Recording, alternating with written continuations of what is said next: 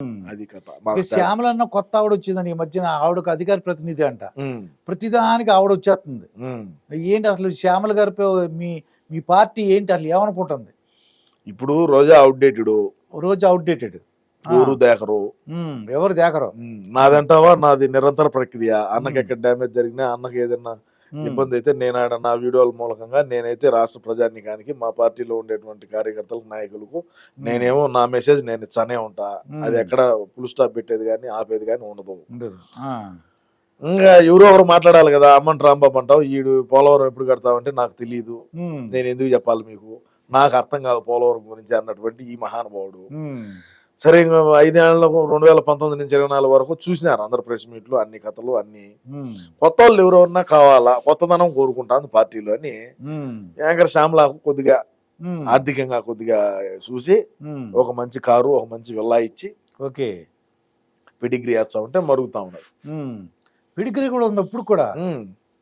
Press meet పెట్టాలంటే pedigree ఇవ్వాలి కదా. ఓకే, అది ప్రెస్ మీట్ ఉంటే అమెరికా మీద వెళ్ళొచ్చినప్పుడు హ్యాపీగా వెళ్ళి వచ్చేసినట్టుంది. అమెరికాకి వెళ్ళినప్పుడు ఏదో ఆరోపణలు వచ్చినాయి కానీ బాగానే ఉన్నట్టుంది. ఇప్పుడు బాగానే ఉన్నారు. మరి ఎప్పుడైనా అమెరికా ట్రంప్ వచ్చాడు కొత్తగా, మరి వెళ్తారో లేదో చూడాలి. ఇప్పుడు చూద్దాం. ఇక పేరు నాని కూడా ఉన్నాడండి, అతను కూడా వచ్చేస్తున్నాడు. అత్తమాన శివరాజు వచ్చాడు. ఎందుకు రాడు? ఇప్పుడు మా పార్టీలో లబ్ధి పొందిన వాళ్ళందరూ వచ్చేదే మాస్టర్ గారు, మంత్రులుగా చేసిన వాళ్ళు ఏ ఊరికేయలే కదా. మరి ఇప్పుడు మరిగేదానికి అన్న అధికారం ఉన్నప్పుడు డబ్బులు అయితే సంపాదించుకున్నారు కదా. మరి డబ్బులు సంపాదించుకున్నప్పుడు ఈ రోజు అన్నకి ఇబ్బంది అయితే ఎందుకు వచ్చి మాట్లాడరు బయటికి? ఖచ్చితంగా వస్తారయ్యా. అంటే నేను అనుకున్నాను టికెట్ ఇవ్వలేదు, పోటీ చేయలేదు. పోటీ వాళ్ళ కొడుకే కిట్టికి ఏమన్నాడు ఆయనే. వాడేదో పాపం ఇన్స్టాగ్రామ్ లో రీల్స్ చేసుకుంటా ఉన్నాడు. వాడికి టికెట్ ఇప్పించి వాడిని ఊరికే నాశనం చేశారు. వాడేదో బ్రహ్మాండంగా రీల్స్ చేసుకుంటా ఏదో ఎంజాయ్ చేస్తా ఉన్నాడు. వాడిని రాజకీయ నాయకుడిగా తెలంగాణ సొక్కాయలు గుట్టించేచ్చే అట్టే ఉంటది బతుకు. ఓకే, నేను అనుకున్నాను ఇంకా టికెట్ ఇవ్వలేదు కాబట్టి ఇంకా రాడు. ఇంకా టికెట్ ఇవ్వలేదు కాదయ్యా, నా కొడుకు టికెట్ నాకు వద్దు అని చెప్పినాడు. అంటే ఇప్పుడు పేరు నాని అనేవాడు ఆడ మచిలీపట్నంలో పోటీ చేసి ఖచ్చితంగా ఓడదొప్పుతారు.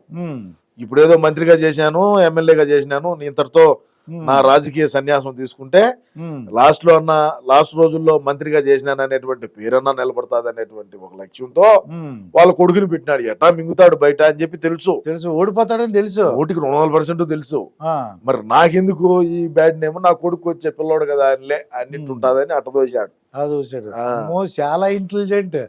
మన అసలు తెలియజేట్లా అంత పేరు నాని కానీ నాకు తెలియదు, ఈ మధ్య నేర్చుకున్నాడు మన ఆయన. ఇంకా కొడాలి నాని ఏంటి, ఎవరో 1-2 కేసులు పెట్టారు, పెద్దగా ఏమి లేదు కేసులు. ఆయన అంతవరకు కూటమి పెడుతున్నాడు, ముసలోడు, అది ఇది పప్పు అది అనోడు. ఇప్పుడు ఏం మాట్లాడట్లేదు ఏంటి? ఏం మాట్లాడటం లేదు అంటే, మాట్లాడితే ఎరగ మింగుతారు, ఊరికేగడ కాదు. ఎరగా ఊరికేగడ కాదు. అదే గుడివాళ్ళలో ఏమన్నాడు, పకోడీలు వచ్చారు తిరుగుతారు, వాళ్ళని గిడితే తిరిగిన వాళ్ళంతా ఎలక్షన్ కౌంటింగ్ రోజు 2వ రౌండ్ 3వ రౌండ్ అవుతుంది అవగానే ఒక్కొక్కడు దారుకుంటాడు.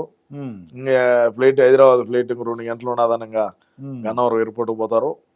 ఆడేదో భోజనాలు గీజనాలు చేసుకొని ఫ్లైట్ ఎక్కి వాళ్ళ దారి వాళ్ళు పోతారు. వాడు బడిగా తిరిగిన వాళ్ళందరూ అనాథలు అవుతారు అన్నాడు గతంలో. ఇప్పుడు కొడాలి నాని బడికి తిరిగిన వాళ్ళందరూ అనాథలు అయినారు. వాళ్ళందరూ అనాథలు అయినారు. ఏం చేస్తాం అంటే ఎవరు చూడు, ఇప్పుడు ఆకాశం వైపు మనం ఏదన్నా ఊసాం అనుకోండి మనమే పడుతుంది. అదే జరిగిందట, అలా జరిగింది మాట. అంటే మన నోటితో వచ్చిన మాటలు మళ్ళీ వాళ్ళకే తగిలేసి, అంతే కదా.